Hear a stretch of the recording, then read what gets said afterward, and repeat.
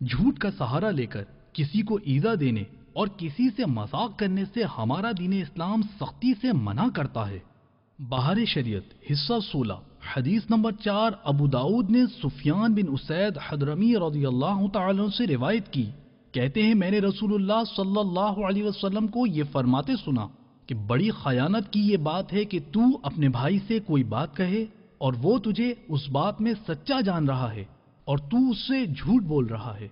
ایسے رویے کو ہمارے معاشرے میں عرف عام میں مذاق کا نام دیا جاتا ہے، جس کا مظاہرہ ہمیں عام طور پر نظر آتا ہے، لیکن یکم اپریل پر بالخصوص، جسے اپریل فول کہتے ہیں، کیا آپ چاہیں گے کہ کسی سے جھوٹ بول کر اس کے جذبات سے کھیلیں؟ یہ دیار غیر کی ہوا ہے، اس میں سانس لینے سے خود بھی بچیں اور دوسروں کو بھی اس سے بچنے کی ترغیب دلائیں۔ صلو علی الحبیب صلی اللہ تعالی علی محمد۔ مجھے اپنی اور ساری دنیا کے لوگوں کی اصلاح کی کوشش کرنی ہے۔